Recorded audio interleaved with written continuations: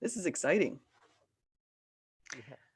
Hi, everyone. I am here today with former pastor and Christian apologist Sam Nesan, and he's also a great debater. He's been in debates recently that I've watched him, and that's actually how he found me and how I found him. But he debated an atheist YouTuber called Apologia, and he also had a debate with David Wood, and David Wood's a really great apologist. I think both of us probably enjoy him, and they took different positions on mocking people, and I found it really interesting. Uh, Sam took the position that you shouldn't mock people, and David actually took a position that mocking is okay. David does a little bit of that on his channel, and so I think it's right in line with what he does. But without further ado, I'm going to introduce Sam, and if you would like to, Sam, if you would like to share a little information about yourself, you've got a really interesting history. Sure. Thanks, SJ, for having me on. Yeah, my name is Sam Nesan, and I'm from Malaysia, and I was a pastor in a Baptist church for a few years, and then God called me to go full time into apologetics. So I've started my apologetics ministry. It was 2 years ago in 2018 called Explain Apologetics. That's the ministry we started back in Malaysia. And yeah, I've been doing debates and apologetics in Malaysia. Currently, I'm in the US pursuing my PhM and PhD in a seminary in US that I'll leave unnamed for now. But yes, that's a little bit about me, and I enjoy debates, of course, as Jay had Yeah, mentioned. yeah, you did a great job with Apologia. I've actually debated Apologia too, and so I had this idea that I was going to watch some Apologia's videos, and then that's where I caught at some point I caught your debate with him, and I thought that was pretty interesting. And so is there a way to turn up your volume? I see John Lloyd is saying that your volume is very low. I don't know if there's a way for you to turn that up or just to be a little bit louder. I'm not sure how to do that. Let me see. Is it better now? A little bit, but if it says John Lloyd is saying that he's not able to hear you. If you just be a little bit louder, I think. Right. Is this better? Yeah, talk like maybe just project your voice a bit. Got it. I'll do that. Yeah. Yeah. Is that better, guys? There's a couple people in the chat just saying volume, but I think we'll get that adjusted. If you just talk a little louder, maybe get a little closer to your computer, it should work out just fine. Right. So the mic is right here. So Oh, now it's good. okay. Yeah, I've just increased the volume. Yeah. Okay. Excellent, excellent. Hopefully that'll work out.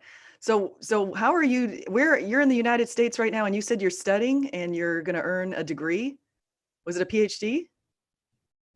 Yeah, I actually applied to do my PhD in apologetics. So yeah, in a seminary in the US that for now I'll leave unnamed. Yeah. So yeah, Great. that's basically what I'm pursuing at the moment. Yeah. So again, I think Jesse Camping saying just speak a little bit louder still. So maybe if you just get a little bit closer to that microphone and speak a little bit louder, it'd be really good. Got it. I'll do that. Okay, great. How are you dealing with the coronavirus? I know everybody's dealing with the coronavirus all around the world. So are you taking any measures? Have you self-isolated, or are you still active walking around town? And what are you doing to Uh, handle that? Not at all, not at all. So, at least in the seminary that I'm in, everything's been kind of shut down. Even the office is closed and everything like that. So we are basically staying indoors for now. Classes are online as it is everywhere else, I think. So yeah, it's definitely not going out. It's part of the plan. Yeah, and I think, see, my school's doing the same thing. We're all online. I'm delivering classes by Zoom. I actually created tests and put them on Blackboard, and it took me 3 hours yesterday to draw up a 25 question exam, which is pathetic. It's never taken me that long before.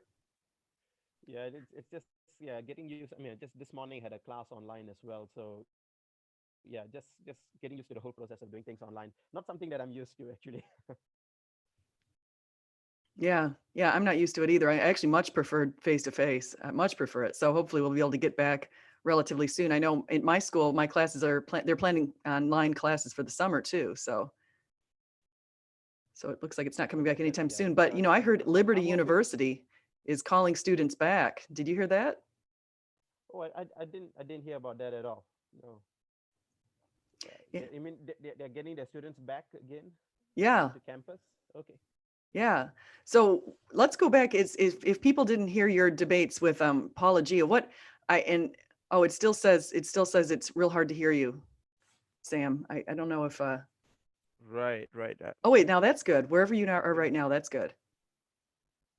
Okay, so this is better. That's a lot better. All right, I'll just hold this a little bit closer to my mouth then. Yeah, Okay, good. That's got it. Yeah. perfect. So yeah, you were saying about Paulo. Yeah, so when I debated Apologia, what happened was I put down I was looking at Gary Habermas's minimal facts around the resurrection. And Apologia didn't like the way I phrased some of the minimal facts. So we just sort of went back and forth. Like one of them, I added a couple to him. And I said, I have a book in front of me called The Historical Atlas by this guy Walro. And it said between 5 and 6 million people were following Christianity just before Constantine legalized it around 313. And Apologia didn't like that because he had a source that said between 2 and 3 million were following. And so that kind of thing was what we were debating. And it was kind of a funny little conversation. Right, right, right. So just dealing with the number of followers of Christ in the first and second in the second and third century, right? Is what you're saying. Yeah. Yeah, because it's amazing when you really think about it. They had no motivation that was extrinsic. They only had intrinsic motivations to follow Christ, and a lot of them were persecuted in waves, essentially. So that was another thing that Apologia wanted to clarify. It wasn't every single year between Jesus's resurrection and 313 that Christians were being heavily persecuted, but they were persecuted under people like Diocletian and Decian and Nero and that. And so Pliny the Younger. So there were definitely some persecutions, but it wasn't possibly every single year. So that was another thing Apologia wanted to clarify with me. But we still have a lot of evidence of Christians being torched and crucified and hung upside down and all that kind of stuff. So beheaded. I mean, Paul was beheaded. We've got Peter hung upside down. So we have a lot of evidence that they were really mistreated. And that's how Christianity varies from a lot of other world religions. Is a lot of other ones began in power, like the Muslim faith.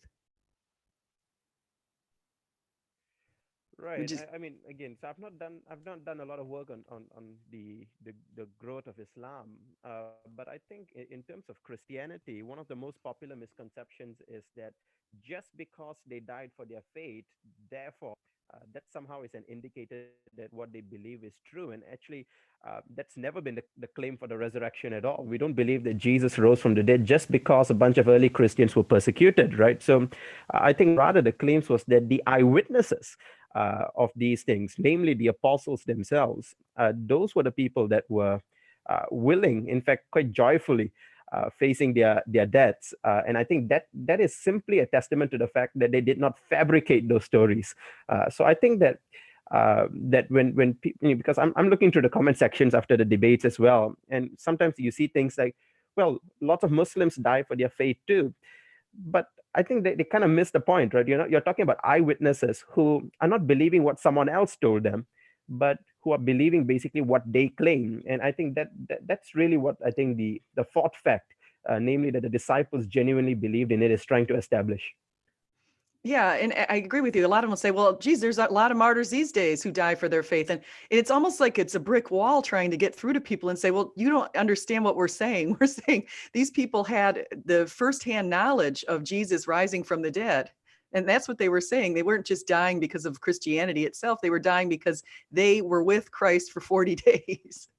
So I don't know why it's so hard to get through to people on that. And I think that's one of the strongest selling points for Christianity. I actually think it's one of the things that God permitted to happen, this early Christian persecution, because now 2,000 years later, we look back at that and we say, wow, that really speaks volumes for Christianity.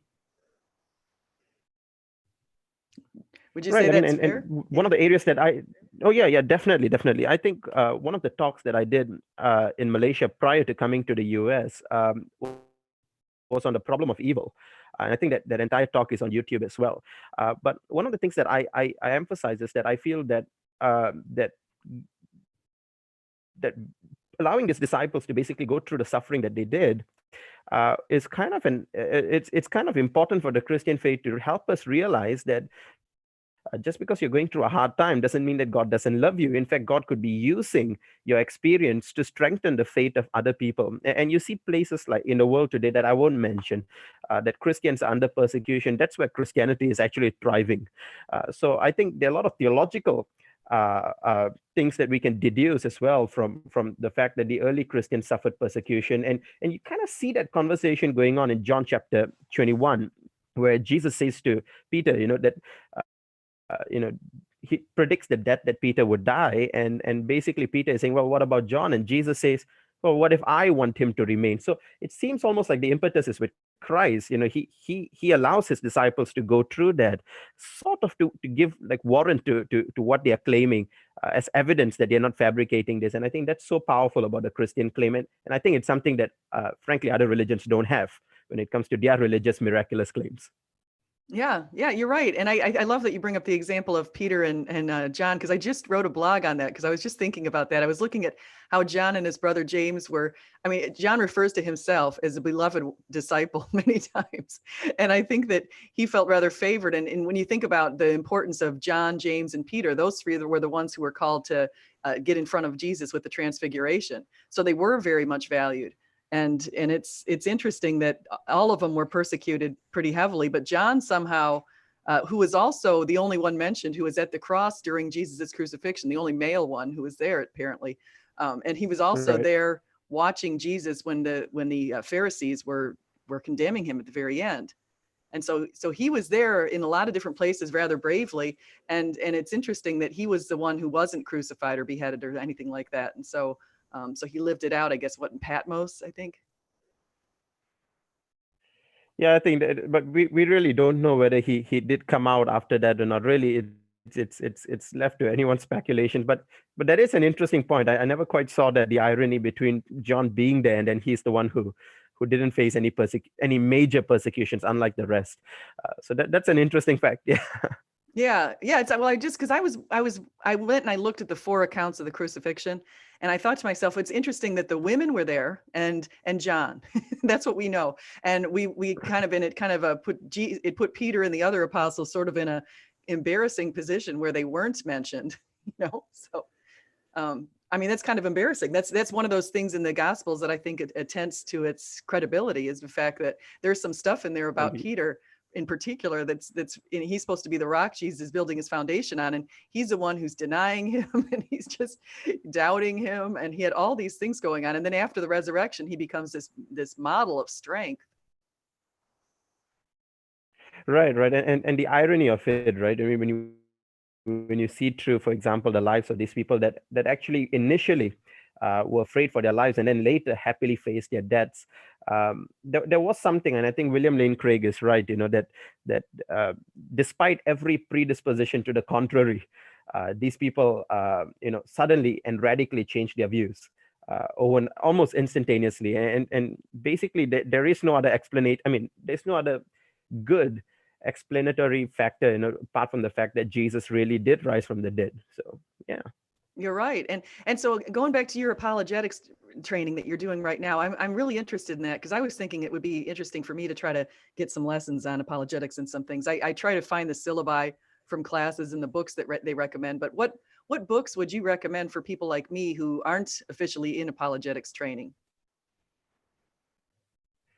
I think Tactics is by Greg Kukel would be a great place to start for anyone. I mean, I'm just saying, just as something to start out in apologetics, Greg Kukel is a great place to start. But one of the books that I found really helpful in terms of getting into advanced apologetics and tackling philosophical issues was William Lane Craig and J.P. Molan's A Philosophical Foundation for a Christian Worldview. That's sort of been like almost like a Bible to me when it came to dealing with the philosophical issues, because yeah, I think that William Lane Craig presents a robust case, for the resurrection and the minimal facts argument. But yeah, so I think those two books would be like, I think, the starters for some getting serious into apologetics for someone who, yeah, just starting out. Yeah, that's great. And I've actually read Greg Kuchel's book because David Wood recommended that. He said, if you can only read one book, this is the one you should read. But I've read two of William Lane Craig's books. I've read zero of J.P. Moreland's books. So I'm looking forward to going and picking up the book you just mentioned, Philosophical Foundations. So that's a good recommendation. I love hearing that stuff. So what other, so what have you already figured out what you're going to do your dissertation on? No, so I just basically arrived in the US about in mid-January is when I Mm, arrived. So I'm still getting used to the system here. And, yeah, so I'll be doing my THM first and then my PhD. So it's a long time. So my THM is going to be a non-dissertation THM, and mm. basically it's like a pre-PhD program that is going to take a year. And if all goes well by God's grace, I'll start my PhD next year. Oh, So, wow. but the dissertation was going to come much later down the road. Yeah, I'm always interested in what people choose to study in apologetics because it would basically signal that there maybe isn't that much information out there on whatever the topic is, and so I think that like for example, I was looking for information on the book of Daniel because a lot of people these days are saying that Daniel was dated around 165 because they have this assertion that the Antiochus, I think was Epiphanes or something like that, was they think that Daniel was referencing him, and so Porphyry came up with this idea that Daniel must have been written at that same time. And a lot of the scholars are saying that. So there's a lot in academics, but I found some dissertations lately. I found one dissertation that refuted that point with a lot of evidence that Daniel was written when Daniel said he was written around 530 BC. And so I think there's definitely a lot of opportunity. And I think you could probably go dig up whatever Bart Ehrman's saying and write something against it. Are you familiar with Bart Ehrman? Right. Yes, I am. I am. In fact, I'm actually working on.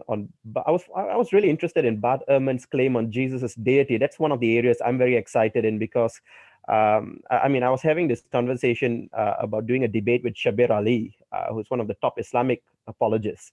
And I got to meet him in Kuala Lumpur and basically just discuss with him. And over the time, he proposed that it'll be good if we do a book project together, kind of co-author a book on the deity of Christ.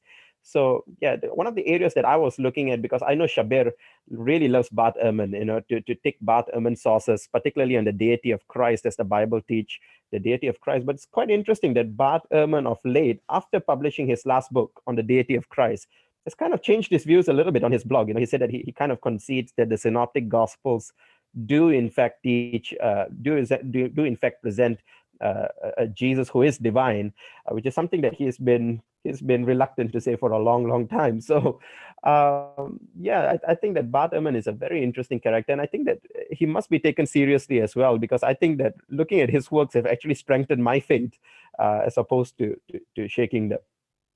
Yeah, I read his books on misrepresenting Jesus. How do you, I think that's what he called it. I forgot. Misquoting Misquoting. Jesus. Yeah, and Yes. he, in the second version of his book, he even says that the core tenets of Christianity have not been changed from the original form in agreement with Bruce Metzger. And so I see him saying that, and then he pulled that out. And so I think he's like William Lane Craig has said, he's got this an academic side or a scholarly side, and then he's got the popular side, and he'll say one thing on one side and another thing on another side, which is kind of concerning. So I haven't read his thing on deity of Christ, but I have but I'm another thing is I want to mention Shabir Ali. I've actually heard of him. I think William Lane Craig debated him, and I want to say David Wood did too. Have you watched any of those debates? David Wood.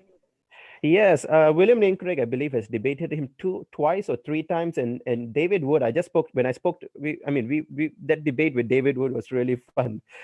So we had a lot of time to chat before and after the debate. And David was telling me that he debated Shabir 9 times. So.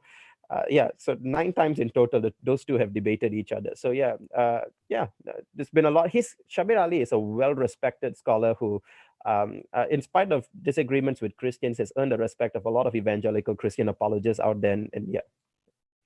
Yeah.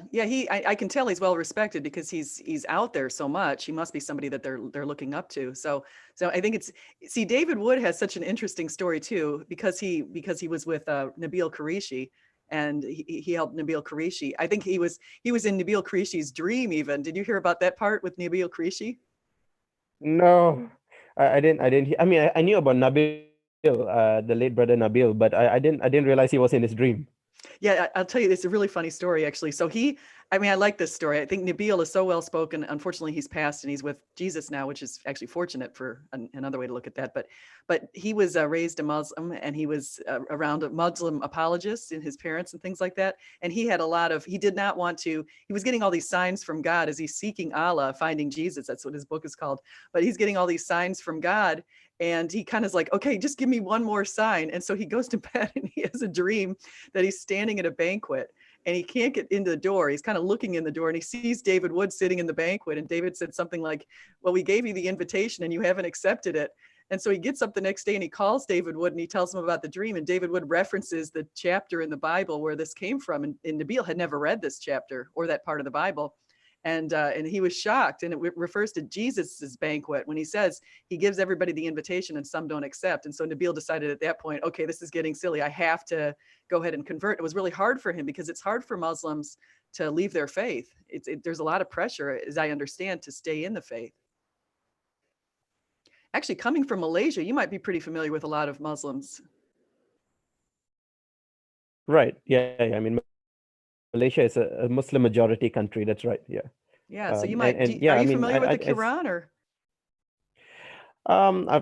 I've skimmed through the Quran, and I've not thoroughly gone into Quranic exegesis and all that, but I've skimmed through enough to just have a rough idea of what it's saying. But again, a lot of my work has been primarily on Christian theology and not on what Islam teaches per se. That's why when I do my debates, I try to stick to what the Bible says as opposed to going to their view and telling them what their view is. Yeah.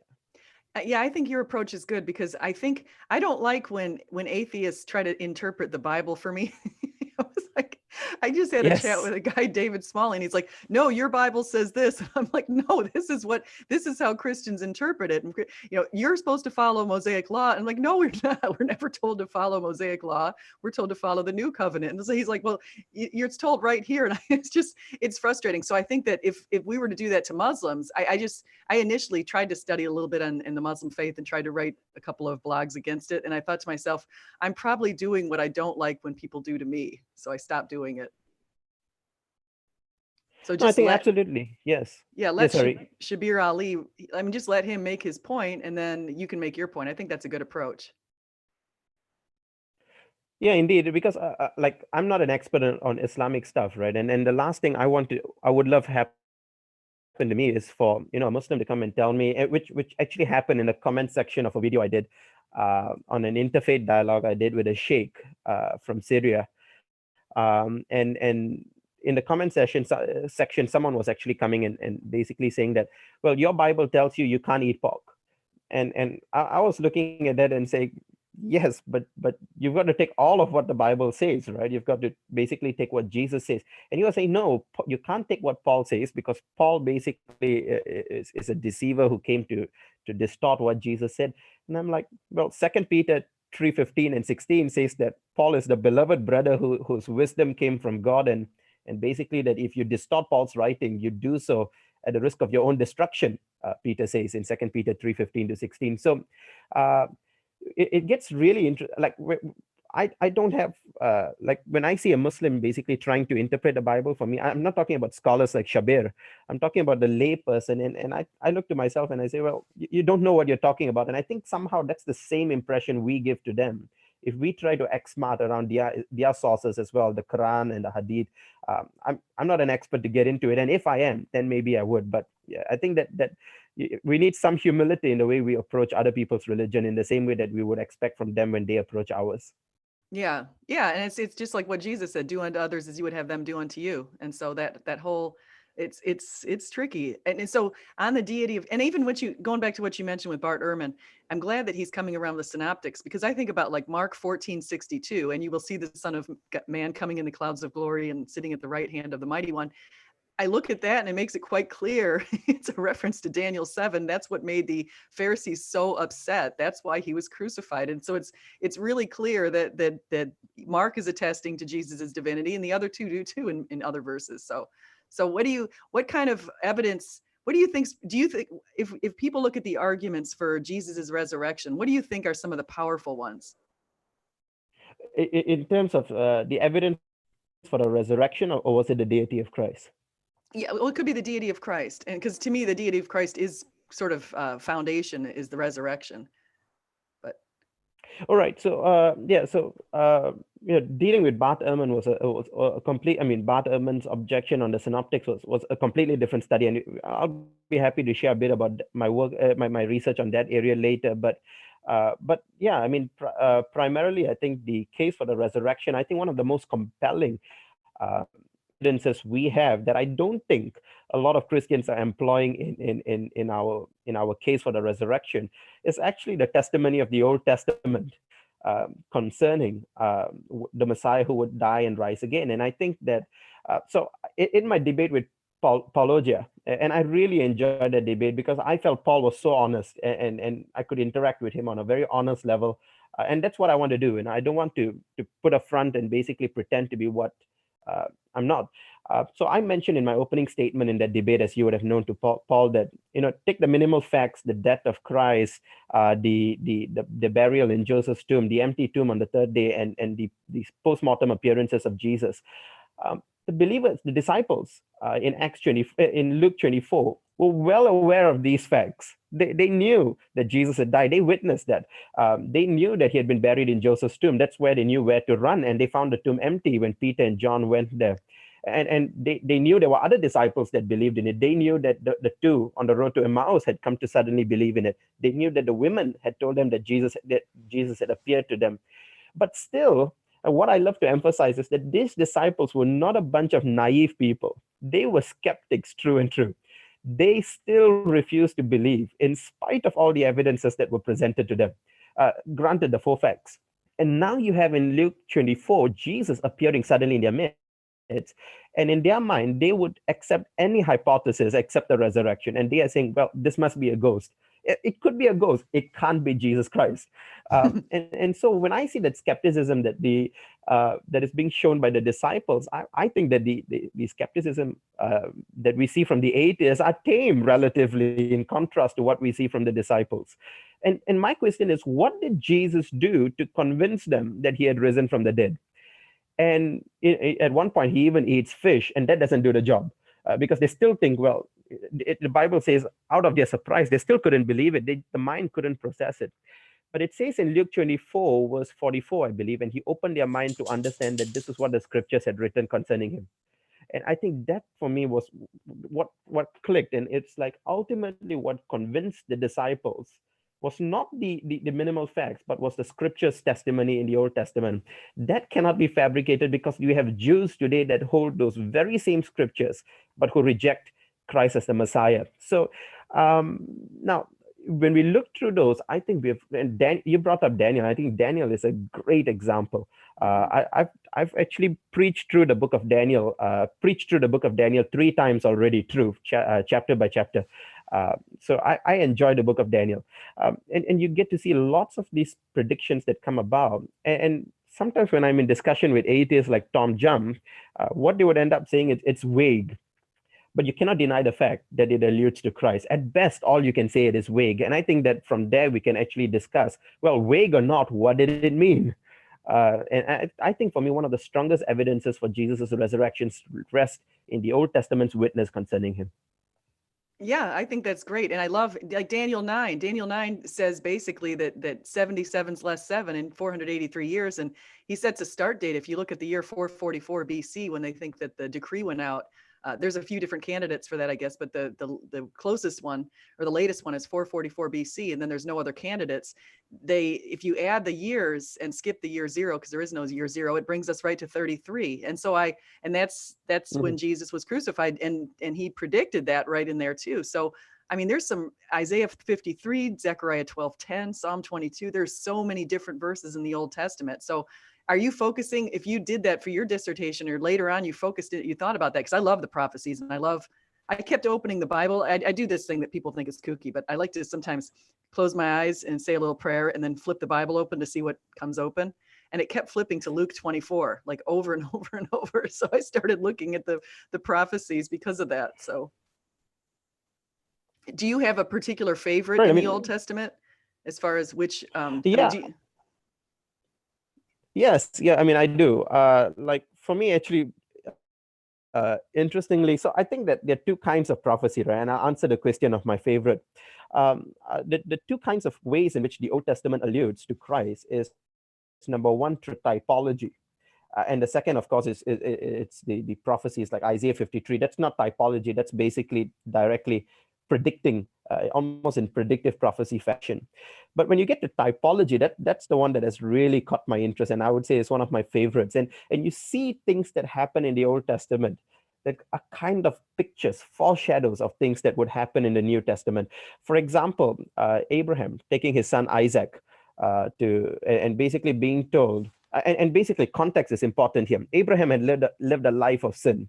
I know in Sunday school we've been taught to believe that Abraham was this perfect man of faith, and I think the scriptural testimony concerning him is far from it. This was a man God told him to leave his family and go to that land. He brought Lot with him. He disobeyed the very first thing that God told him to do. God told him to go to that land. You see him going and then making a U-turn back to Egypt. He goes there. He says his wife is his sister twice, and basically, I mean, he ends up leaving. Basically, Lot stranded halfway, and Lot's life gets destroyed from there. The only reason why Lot's wife turned to a pillar of salt is because he trusted Abraham to go with him in the first place. Had Lot remained in his own place, that wouldn't have happened to him. And I look at Abraham and the life he did, the mistake he did with Hagar, and you look through all of these things, and you say, well, God in his righteousness demands some sort of an offering to basically make things right between him and God. There still needs to be some sort of an atonement to make things right between him and God. And God says to him, well, offer me your son, your only son. And I find that to be so unique because Isaac was not Abraham's only son. Ishmael was the older son. But it almost seems like a factual error there, that God is saying to him, offer me your only son, Isaac. It's not his only son. And he's told to travel to Mount Moriah 3 days where he's going to have to sacrifice Isaac. And basically travels up Mount Moriah, leaves the servant down. Isaac is carrying the wood up that hill, the very wood that would be used to fasten him when he gets to the top. And then God says, stop. And Abraham is told, well, you don't have to do it. God will provide the sacrifice. And Abraham leaves that mountain saying, on the mountain of the Lord, it will be provided, future tense. So it's almost looking forward to some future fulfillment that's going to take place on that mountain. And we know, of course, Solomon established Jerusalem on that same hill, Mount Moriah. And 2,000 years later, God's only son goes up that same hill with the wood on his back, the very wood that would be used to fasten him to that cross when he reaches the top. And this time, the knife doesn't stop. It goes all the way through. Jesus dies on that place. And you kind of see that God did indeed fulfill the word that on the mountain of the Lord it will be provided. God's only son was provided, of course. And those are the kind of things that really catch my attention. And so Daniel is one of them, but there's a lot of those kind of typological things in the Old Testament that are just mind-blowing when you actually with an open heart just read them in that way. Yeah, that I never really thought about that with Abraham, but that's fascinating. And just this idea of carrying the wood, and then Christ, of course, carried the cross. That's really neat. You could take and build on that. I mean, I love that. And like you mentioned, I think there are some other ones. Do you equate? What if you have you given much thought to when they refer to the angel of the Lord in some of those Old Testament passages that it could be Jesus? Oh yeah, I take that view. I think John Calvin has done an amazing. I mean, he speaks quite a bit about the what he calls the pre-incarnate Christ in the Old Testament.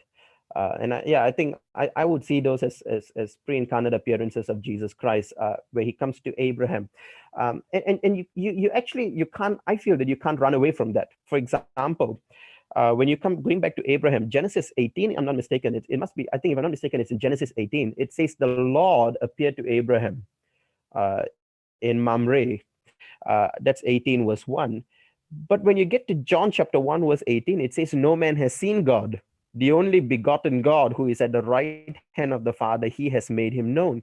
So if no man has seen the Father, and Abraham is seeing God in Genesis 18 verse 1, who is Abraham seeing?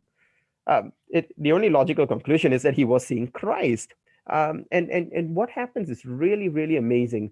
the text goes on to say in Genesis 19, after this, God says to Abraham, I'm going to go down to Sodom. I will go down to Sodom. So God is saying he's going to go down to Sodom. And when he goes down to Sodom, what happens is in Genesis 19, it says, when concerning the destruction of Sodom, Yahweh rained down fire from Yahweh out of heaven. So it's almost as if there are two Yahwehs in operation. Yahweh on earth, which is what the context is raining down fire on Sodom and Gomorrah from Yahweh out of heaven. And if you think that when I've shared this to some people, they thought that was a stretch. And maybe that's the way it's saying Yahweh rained down fire from Yahweh. But if you read the divine commentary, the commentary that God gives in Amos 4:11, in Amos 4:11, Yahweh himself says, I overthrew some of you as when Elohim, God, overthrew Sodom and Gomorrah, and you did not return to me, says the Lord. Why is Yahweh speaking about Elohim in the third person as the one who destroyed Sodom and Gomorrah? So I think you've got confirmation of scripture that there is that there's at least another person of God involved in the destruction of Sodom, and you see those kind of themes played back. And I think those become very useful, not just for the deity of Christ, but to establish the doctrine of the Trinity as well. Yeah, no, I agree with you. I listened to Pastor Mike Winger has done a video on the angel of the Lord, and then I started getting interested in that too. And I think I'd say there are definitely some references because he refers to himself as the Lord in a few of them. And so that's pretty clear. What about, do you think that I think there's a reference in the book of Daniel where Daniel's in the fire with the other two people and he gets rescued, but there's a fourth person who appears with them. Have you ever thought about that one? Oh yeah, I think for example, yes, I'm now. It's not very clear that that is Jesus. I don't think it's extremely clear, but I think given that Daniel chapter 2 is about Christ, there's no reason to deny the fact that Daniel 2, until at least until Daniel chapter 10, has some sort of reference to Jesus Christ. In Daniel 2 and Daniel 7 are parallels. Both of them, basically, this is the start and the end of the Aramaic section of the book of Daniel. Daniel 2 is when the Aramaic section starts, and Daniel 7 is when the Aramaic section ends. It switches back to Hebrew after that. And if you go to Daniel chapter 2 and 7, you would realize that those two are actually parallels. Daniel 2 is Nebuchadnezzar has this dream, and he needs Daniel to interpret it for him. Daniel 7 is about Daniel having a dream, and he needs an angel to interpret it from him. And it's the same thing. It's just different characters, different images, but it's the same vision. It's the same, the empires that are going to come. I'm sorry. And at the end of it, in Daniel 2, Nebuchadnezzar sees a flying rock that destroys the entire statue and becomes a mountain and rules on the earth.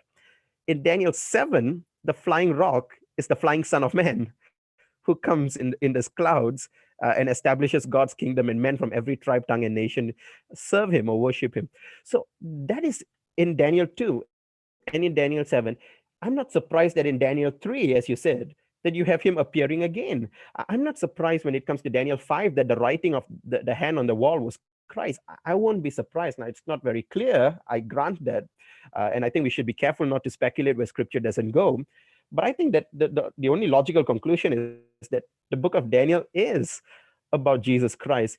And I think that it's because of that. Now, this is again a speculation on my part, and it's part of a sermon that I preached on Christmas. That the wise man, the Magi, basically that came to visit Jesus in Matthew chapter 2, if I'm not mistaken, were actually the magicians described in Daniel 4. Magi, short for magicians. And basically that Daniel had been preaching Christ to these Persians, telling them the timeline, that they were basically waiting for that to happen. And I think that there's a good reason to actually believe that Daniel was actually preaching Christ 500 years before Jesus was even born. Yeah, yeah, I that's really fascinating. I haven't really thought about the Magi and that connection. I'm gonna have to go look at that. So that's and actually I hadn't thought of the dream connection too between 2 and 7. So those are really interesting. I actually think that it's so clear in Daniel that it's referring to the anointed one or the Christ or that kind of stuff. I think, I know this is speculation on my part, but I feel like he was considered a prophet to people like Josephus and to Jesus. And you see that in the Dead Sea Scrolls. And then suddenly he was sort of demoted in the Jewish scriptures to the writings. And I feel like, and the order of the book is a little bit different in the Jewish scriptures than it is in the Christian version of the Old Testament. And I feel like that speaks something like somebody might in the first years of the Jewish people, right around the time of Jesus, they had expected a Messiah to come, and then they said, but he didn't come. They expected that he was going to come in glory, or he was going to come riding on an ass. That's how they put it, and he actually did. But then they said, no, he didn't come. We were wrong. We did the wrong thing. And then all of a sudden, the book is reordered. And so I think that's kind of an interesting thing. Yeah, one of the things that Old Testament scholars say, one of the things that the Old Testament scholars say is that according to Daniel, I haven't looked through this properly, but according to Daniel's prophecy, the Messiah would come during the Roman Empire. That is something that Old Testament scholars actually do mention. And I cite scholars, at least in Malaysia, we have an Old Testament scholar by the name of Dr. Leong Tien Phuc, who's brought this up to attention as well. So you have basically what they're saying is that during the Roman Empire is when it's going to come, at least when you take the prophecy of Daniel 9 and so forth. So that's why actually people believe that there were so many messianic claims during the Roman Empire. Jesus obviously was not the only one who claimed to be the Messiah. You have so many of them, but all of them exclusively during the Roman Empire, because that's what Daniel had predicted. I just thought that was an interesting fact to throw out. Yeah, I can't remember the number, but I want to say that I heard somewhere just yesterday, actually, there were somewhere between 12 and 18 people before Jesus and around 12 and 18 people after Jesus who were claiming to be the Messiah. And that's interesting because Gamaliel, and I'm probably mispronouncing his name, but Gamaliel in Acts 5 basically said, if these people, if what these people are claiming, which was Peter and another apostle when they were arresting him, he said to the Pharisees, if what they're claiming is true, you will not be able to stop them. God won't let you. And he cited some other people who claimed to be messiahs, like Theudas, and how after they died, their whole mission fell out. And so I think that would be another interesting thing to look into. All of these early claims. Sadly, yeah, that would be, yeah. Looking to that it will take a long time, but it's definitely a worthwhile endeavor. Yeah. Yeah, because I've gotten into debates with this one guy who's a former Jew who's over in Israel now. He calls himself Elisha Ben Abuya on Twitter. I've gotten into debates with him, and he always brings up a lot of names of people that I've never heard of from that time. He said, well, what about so and so? And I'm sure he's naming some of these people who claim to be the Messiah. And I said, well, who? I've never heard of this person. And just like I was debating a guy called Jim Majors, and he said the same. He brought up some person's name, and I was like, well, who's following that person? I've never heard of him.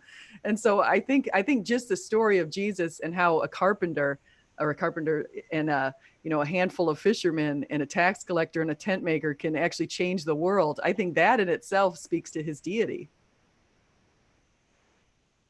Oh yeah, I think that certainly would be something that at least our skeptic friends should consider, right?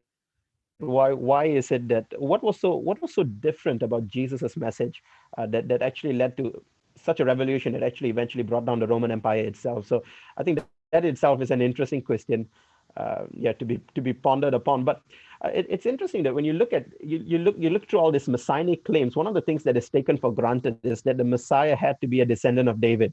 And Jesus himself admits that and says, why does David call his son his Lord? And so the idea is that the Messiah was the son of David.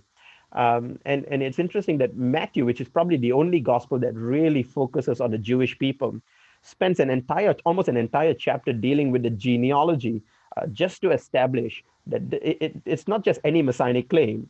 This one was basically the descendant of David. So I think that kind of narrows down the scope as to the other messianic claims. Not look through them, but I don't think they have as clean a genealogy as Jesus has. Yeah, that's a good point. Just the genealogy, that's a really good point. And it also reminds me of how Israel was dispersed in the year 70, and it just speaks to, and in Malachi 3:1, it said that the anointed one was going to appear in the temple, and the temple that was around at that point was the second temple, which was destroyed in the year 70. Also says, hey, wait a second, Jesus must have had to appear, or the Messiah must have appeared prior to the temple destruction, right? Oh yeah, absolutely. And what's mind-blowing about the Malachi passage is not that it actually says that the Messiah would appear, but it says that the Lord would appear. And I think that takes a completely different spin on that whole thing altogether. So you have two things that Malachi promises. And number one, that the Lord himself would come into his temple, which was something in context. Ezekiel's day, the Spirit of the Lord had already left the temple. But so Malachi was basically putting forward something and saying that it's not just a Messiah is coming back. The Lord himself, Yahweh, is going to come back into his temple. But there's also going to be this forerunner who runs before him. And I think it's really interesting in the way that John's narrative is concerned. He puts John the Baptist, the forerunner, first. And when you get to John chapter 2, Jesus appears in the temple. But not just that Jesus actually appearing in the temple, he actually goes further to say Jesus claims to be the temple. And his response to the Jewish leader is that destroy this temple, and in 3 days I'll build it again. It's an allusion to the resurrection. It's an allusion to Jesus Christ, the meeting place between God and man, which is what the function of the temple was. Yeah, no, that's I love that too, that he said that. And then they're like, well, the temple, it took 46 years to build. And you say, or to build. He's like, who's referring to himself? And that actually is funny too, is when you read those all of the gospels, it's kind of like the disciples weren't exactly sure. They when asked, they said, yes, you're the Messiah, but they still, like you said, they were so skeptical that it took till after he resurrected till they finally, it's like, okay, I'll accept this finally, that this is what he was referring to. So I think that's pretty interesting too. Do you have any other interesting passages that I know you like the book of Daniel and you refer to Abraham. Are there any other examples from the Old Testament that you find pretty compelling? No, I think there's just a lot of them. I mean, like one of the best things a person can do, and this is what I hope that atheists would do, is that before you start engaging in just rubbishing all of this, you've got to realize there's a tradition of scriptures that come written about 1,000 something years before Jesus himself, right? So what you can do is to basically go through that, analyze it carefully, and that's what one of the things that I love about Bart Ehrman is that he goes through it. He has his bias, no doubt, but he's taken the trouble to actually go through them. I wish more atheists would do that. One of the other passages that I thought in the context of the resurrection, it's really something quite interesting, is the passage about Jonah. Oh yeah, 3 days and 3 And nights. Jonah is 3 days and 3 nights, but more than that, I think, and I think a few scholars have already pointed this down. In Sunday school, I was taught that Jonah didn't die, right? That Jonah survived the fish stomach, in the fish stomach, and that takes it's a hard time to explain to atheists how Jonah survived 3 days and 3 nights in the belly of a fish. But re-looking at that passage again in light of some of the commentaries, I realized that, well, Jonah died. In fact, if you look at Jonah 2, it seems to be that he drowned. Drowning was the cause of death. It talks about the waves that took his life. But that he seems to have been raised from the dead in the belly of the fish. And all this is just purely from Jonah chapter 2. He talks about how he was in Sheol, which was the realm of the dead, how the bars of the earth had closed beneath closed him in. And so the idea is that, and I think it's the rabbinic view that Jonah actually died. So if you take that into consideration, what that would actually mean is Jonah is unique in that the message of repentance goes to the Gentiles. Nineveh was a Gentile province.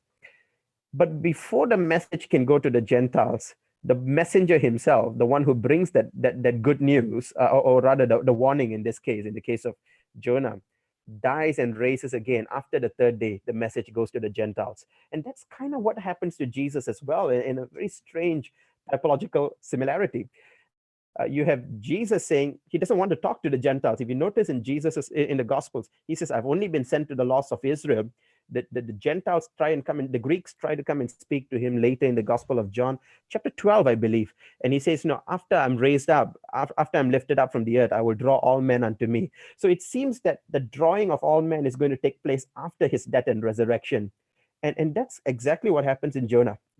Death, resurrection, 3 days, message to the Gentiles. That's exactly what happens in Jesus as well. That resurrection, the gospel goes to the Gentiles. So there's just so much of those kind of typologies that actually fit in terms of in Jesus' life and ministry, and how the message of the gospel is actually going through the whole world. And I think it deserves a serious look.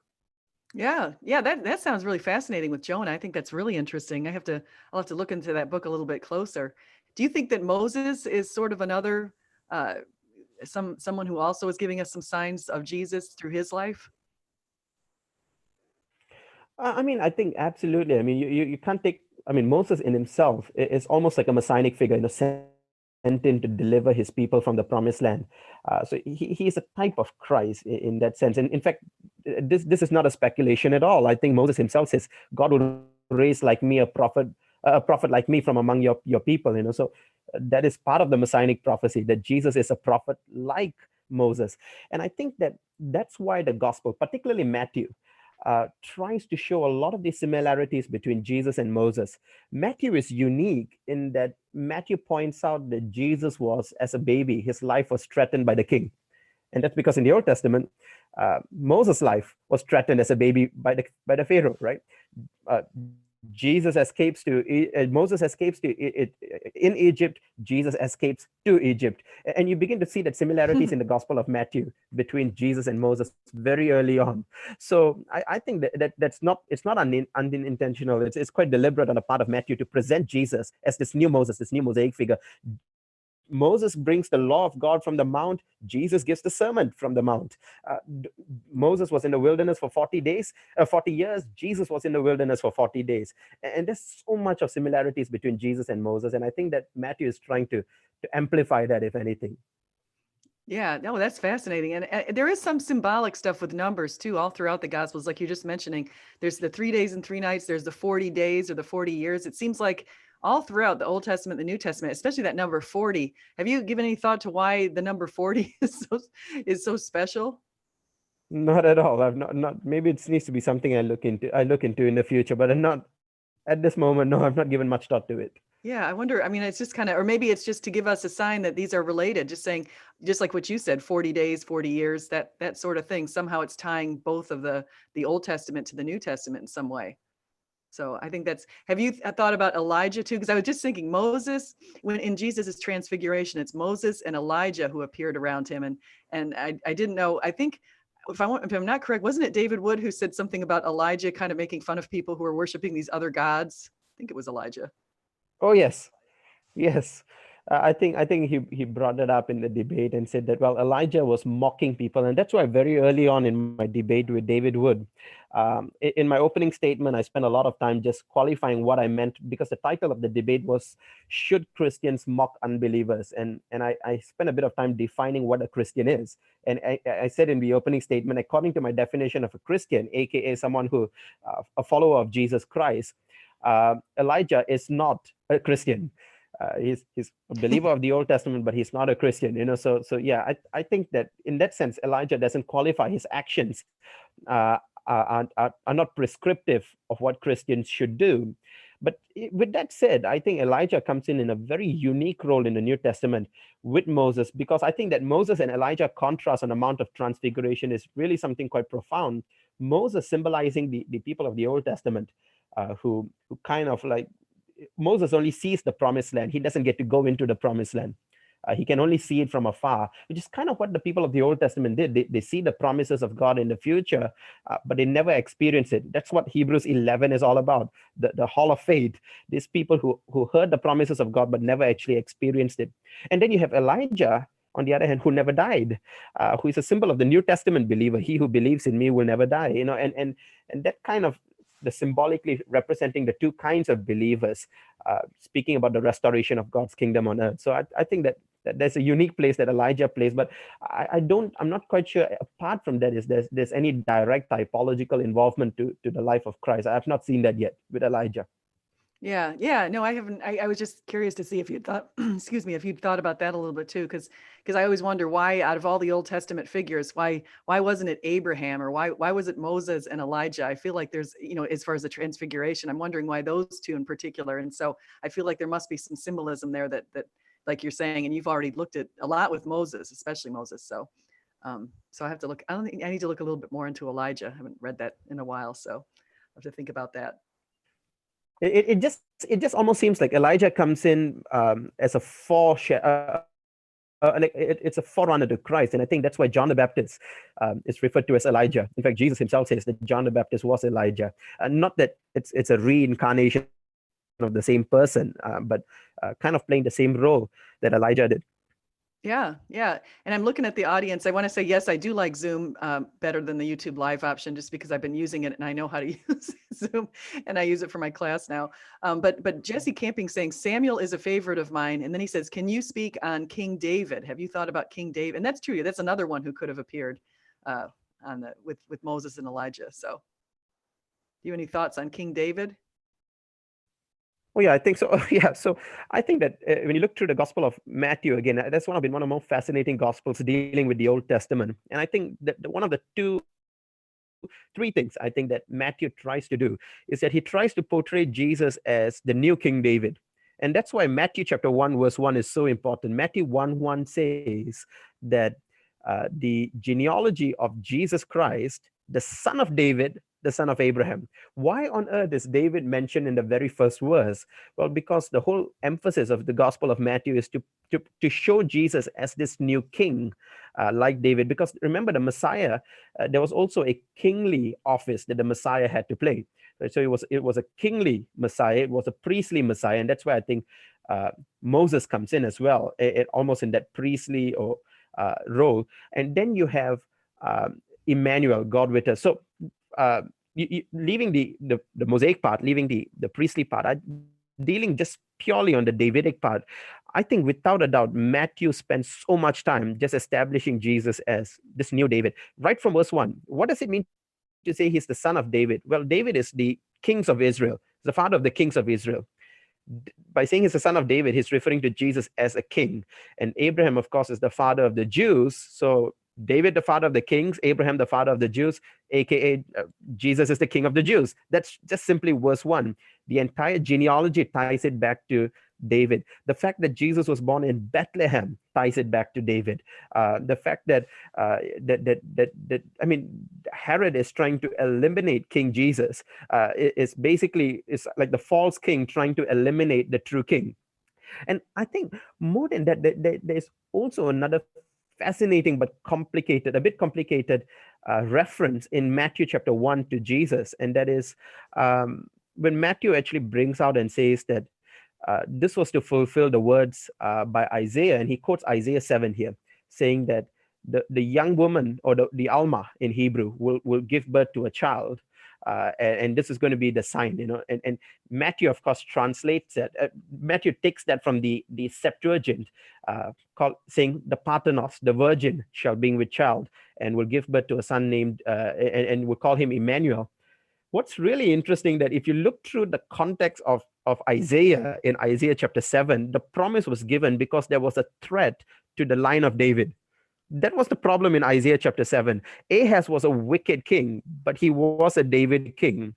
And he was in danger of being run over by Pekah son of Remaliah in Isaiah 7. And the promise is when you see the young woman with a child, you would know that the house of David is going to be preserved. That would be the sign to you that God is going to establish his king. And that's why I think Matthew uses that again to say that, well, this is the fulfillment of God reestablishing again the Davidic line. So I think there's a lot of those kind of elements involved in the Gospel of Matthew, particularly tying it to David himself. Not least of which is finally Psalm 110, which is mentioned all throughout. Psalms 110, which is mentioned all throughout the Bible, is mentioned in Hebrews, it's mentioned in Matthew. It's basically David 110 verse 1 saying, "The Lord said to my Lord," and Jesus, of course, saying, how can David refer to Yeah. his son as his Lord? That doesn't make sense because in the Jewish culture, the son is always inferior to the father. But if David is referring to his son, then the son could not be his Lord unless the son somehow precedes him. He comes before David and yet also comes after David, sort of this. What we have in the doctrine of the incarnation of Christ. So I think David plays a central figure as far as Jesus is concerned. So Jesus is, in a sense, the descendant of David, the son of David. Is one of his titles. Oh, I love that because I never really thought it. I was always wondering why Jesus thought that, because I didn't understand that passage, why Jesus said, how can, because he asked the Pharisees that, like what you just mentioned. It confused me because I didn't think of them saying, well, there's no way a son can be superior and the son must have come before. I love that. I'm really, that's great. That's an eye opener there. So, and I like how you're also mentioning just the types of Jesus, this idea of being a king and a priest. And it reminds me of that other thing that maybe you thought about this too, is on the order of Melchizedek. That's that same passage as well, Psalms 110. Actually, yeah, just expanding on that Psalms 110 passage. Psalms 110 verse 1 says, "The Lord says to my Lord, sit at my right hand until I make your enemies a footstool." And verse 4 is where it mentions, "You are a priest forever in the order of Melchizedek." Now, what is so mind-blowing about that passage, that if you're not familiar with Jewish culture, you're not going to kind of jump at, is the fact that in Jewish law, uh, the king is not supposed to be the priest, and the priest is not supposed to be the king. These two offices are meant to be completely separated. No man can be both king and priest at the same time. And if anything, David should have known better, because David was in power. David was on the throne because Saul messed up those two roles. Saul is the one who basically was the king who tried to play the priestly role that Samuel played, and ended up causing, basically, that was the reason why God's, basically said, "I'm going to tear that kingdom away from you." So Saul messed up these two roles, king and priest. But when it comes to this Lord in Psalms 110 verse 1, it is strange because the king is also the priest, and it's something that no human being can do. So yeah, the Melchizedek, bringing up Melchizedek, is really something that shows that Jesus is not just man; he is actually divine, because he can do what no man under the Mosaic law could do, to be both king and priest at the same time. Huh. Wow. That's fascinating. That's another, gosh, I love when I talk to people and I'm just learning while I'm talking. So now I have credit because I can say I learned a lot of things new today. You've actually brought up a lot of good passages that I hadn't even given thought to, like even the idea of looking at Daniel 7 and Daniel 2 and paralleling them. I think that's fascinating. And then some of these other typologies in there.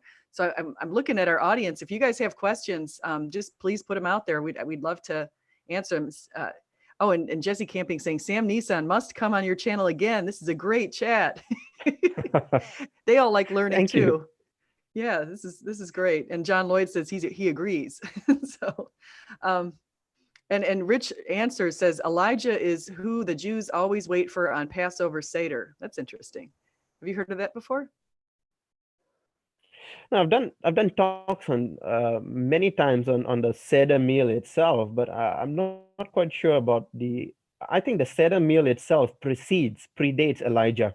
The Seder meal, the way it's been done, has been done since the Mosaic periods. So it's preceded Elijah. Any type of anticipation of Elijah must have been something in the Second Temple Judaism onwards. But something I'm not familiar with. But the Seder meal itself, I think, doesn't have any components of Elijah to it, because it predates Elijah. Yeah, interesting. And Ted Flanders is saying Mary's mother was from Levi and her father from Judah, so King of Kings and Lord of Lords. So they're just mentioning that. And Ted also says he thinks you're pretty good. And Elijah and the bears. That's what Jesse Camping's asking me about Elijah or Elisha. I'm sorry, Elisha and the bears. Yeah, there's a passage about that. What was it? Elisha and the bears. Elisha and the bears. Yeah, they basically, the young people basically insulted Elisha, and Elisha basically brought down a curse, and saying that brought down a curse on them, and two bears later came down and basically mauled those young people, that mocking Elisha. Now I'm happy to say that I don't know why Elisha would do that, but I can certainly say that that's not a model for a Christian to practice. I think the key difference is to realize that there are things in the Old Testament that are descriptive. And then there are things in the Old Testament that are also prescriptive. So descriptive in the sense that they just describe what happened in the Old Testament. Moses came down and broke his tablets on the golden bull, right? That was made by Aaron, and that I don't recommend anyone breaking their iPads on anything, So it's not the scripture is not telling us to break our tablets on anything like that. It's descriptive of what happened. It's not prescriptive that we should follow in their footsteps. Now that's the passage on Elisha that he brought up is something that I've been concerned about myself. But then again, I've never had the assumption that the people of the Old Testament were sinless. All of them were sinners. Every one of them was sinful. The only one that, of course, was not is Jesus Christ. Yeah, you remind me of something when you were talking about the genealogies. There are all these sinners in Jesus's genealogy. There was the prostitute. I mean, it's just really interesting to see that he would come from this long line of people in many cases who were making mistakes. So, but that just speaks to the idea that we're all sinners. We all fall short. So God can raise him up in anything. You know what? Also, Absolutely. Yeah. I've given a little bit of thought to is when you mentioned the Isaiah 7 passage 7:14, is I was just thinking of at the very beginning of the Gospels when we hear the good news, the very first person to hear the good news that Jesus was going to come was Mary, a female, and I think, and then the very last or the very first people to witness Jesus's empty tomb were the women, Mary Magdalene and other women, and I think that was kind of a neat thing in the Jewish context or even in ancient Near East because women were really not considered of good status. Have you given any thought to that kind of thing where women are kind of exalted in a way saying, okay, hey, women, men, Jesus came and basically said, hey, we're all equal in the eyes of God. We're all valuable. We all have different kind of qualities, but we're all valuable in the eyes of God. And I think that's pretty, and even slaves, he even said that slaves were also equal to masters and that sort of thing. Have you given any thought to the differences that Jesus sort I of think shocking differences? And oh yes. oh, I didn't mean to cut you off. Sorry. Right. I mean, I think no problem at all. I think I'm having some problem with the audio actually. I'm just wondering if I'm still, you can still hear me clearly. Oh yeah, you sound good. Okay. Yeah. So I think about the passage about I mean the idea of women being used by God is something that is not exclusive to the New Testament. If anything, it is what happened immediately after the fall. Genesis chapter 3, verse 15. As soon as the fall happened, you see that that basically God says to God says to Eve, to the serpent rather, in Genesis 3:15, I'll create enmity between you and the woman, between her offspring, her seed, and yours, and he will strike your head. He will crush your head, and you will strike his heel. And this is very interesting because the woman, the Messiah, or this is the first messianic prophecy of the Old Testament. The Messiah here is referred to as the seed of the woman. Now we know that the Septuagint translates the word seed to be something like spermatos, if I'm not mistaken. And we know that you don't need to be a rocket scientist to know that a woman cannot of her own produce a child independent of a male involvement.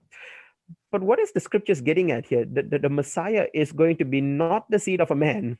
He's going to be the seed of the woman because the woman was tempted first. Ultimately, God was going to give victory through the woman.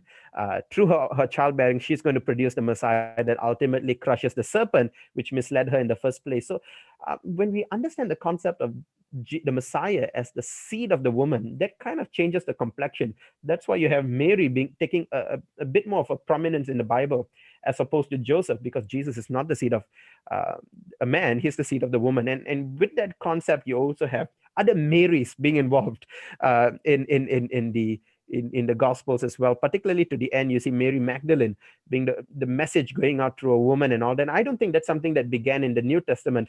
I think that's very much what began in the Old Testament as early as Genesis 3. Oh yeah, that's fascinating. And actually, I also think this the idea that there are so many multiple Marys. When people write books, if you were trying to make up, fiction, you wouldn't include all of the people in your thing. You'd give them all different names. You wouldn't give them all the same names. There's like 6 Marys in the New Testament. So kind of like that would be the silliest fiction. In Harry Potter, everyone had a different name. So it's kind of an interesting. Yeah, Hey, are you familiar with? I think what was really interesting was that someone did a study and showed that. Sorry. Oh no, say it again. Oh yeah, I think there was an interesting study that was done to which basically demonstrated that Mary was one of the more popular names for women back in Jesus' day. So that kind of actually confirms the ratio of women being named Mary in the in the New Testament as opposed to other names. Just thought I'll mention that on the side. Yeah, no, Mary and John the Baptist, we've got, and John the apostle. And I mean, there's a lot of multiple names. So it's kind of an interesting thing, but there's only one Jesus. So that's also kind of interesting. I mean, Yes. he might have been a common name back then. I don't know, but there's only one that's mentioned in all the Gospels. That's kind of interesting. Now, Jesse Camping is saying, do you have any thoughts on the documentary hypothesis? And I'm actually not sure what the documentary hypothesis is. I do.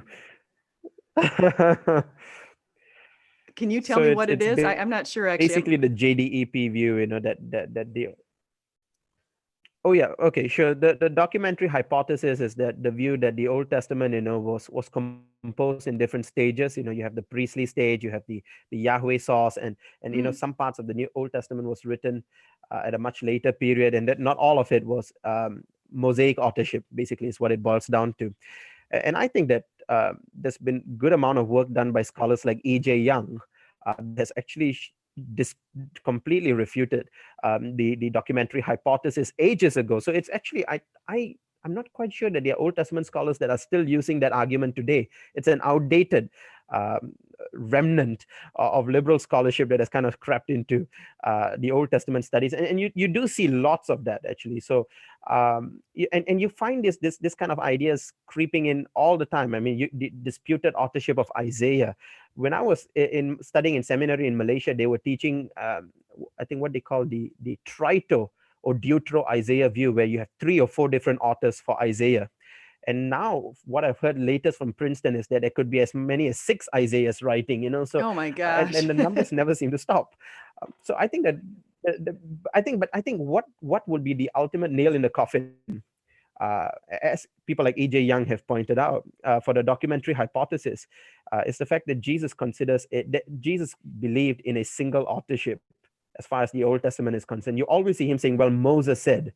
Moses said. So, as far as Jesus is concerned, if you believe in the inerrancy of Scripture and the infallibility of the Word of God, then you are compelled to say, well, since Jesus believed in a single authorship of the Old Testament, of the Mosaic laws. I mean, obviously, we're not discounting the fact that certain parts were added by redactors here and there. For example, the death of Moses is a big place where there's dispute as to how that got in, but uh, by and large, the Old Testament was written by Moses, and I think that's something that Jesus held. And if you believe in the inerrancy of Scripture, I think you are logically compelled to say that, well, the documentary hypothesis is not biblical at all. Granted, it was popular for some time among the liberal circles. So I think that I would recommend E.J. Young. He has done an excellent work refuting that, and I think that the documentary hypothesis is fading away into something outdated in biblical scholarship. Good. We want that to fade away. And I see Rich Answer says Archer Gleason, Kenneth Kitchen, Meredith Klein, Samuel Schultz, and E.J. Young were all against the documentary hypothesis, and they're all top scholars, and R.K. Harrison. So that's good. So I now I'm against it too. So I'll put my hat in that camp. So well, Sam, should we've coming up on about an hour and 15 minutes. I think maybe it might be a good time to close. I wanted to know if you could share with people what you're working on now and how they can find you and all that kind of good stuff. I know you're working on, I know you're working in seminary, so you're very busy with that kind of thing. But if you wanted to, if there's any other things that you're working on, blogs you're writing or books you're thinking about or any of that. Right. Yeah. So my YouTube channel is Explain Apologetics, and you can find that. I guess I could leave a link to it in the comments below. Oh yeah, I have a link. Yeah, I mean that's where I've done. Oh yeah, okay, great. So yeah, that's where most of my work is done. But I'm in the midst of trying to write at the moment. We've gathered a team of people from Explain Apologetics to write on the moral argument. Can humanity be good without God? And I'm in the editing process of that, and hopefully get that published soon. And also, I'm hoping that to continue the project that I've been doing with Shabir Ali, and to get that work published out if possible. So those are the 2 things I'm doing. But meanwhile, spending a lot of time on studies as well at the moment. Yeah. Now that we're all housebound, it probably gives you more time to even work on what you need to work on. You can't just run around as easily like Indeed. we used to be able to with this coronavirus. So you can Indeed, reach yeah. now. I know you're on Facebook too. Are you on Twitter as well? I am, but I've only made 1 tweet in my entire life, I think, if I'm not mistaken. So I'm not active on Twitter, but on Facebook, yes. On Explain Apologetics on Facebook, yes. Okay, so you guys can find, if you want to go find Sam, and I'd love to have you back on here again. You've got so much knowledge in the Bible; it's just really incredible. And I throw out these things just thinking, oh, okay, I'll say something about Moses and see what he says, and you have this beautiful, wonderful explanation. So for anyone who's just joining us now, if you didn't get to hear the whole conversation, it's well worth your time. If you love the Bible and you love investigating the truth and the prophecies and all that kind of good stuff, Sam's insight into a lot of this stuff is fantastic. So I learned a lot today, and I think that's always really good. And so I really want to thank you for coming on. Thank you for having me. It was a pleasure being here. Oh yeah, so I'm going to go ahead and end the stream. You guys, thank you everybody who's in the audience. Really appreciate that. And I will go ahead and end this right now.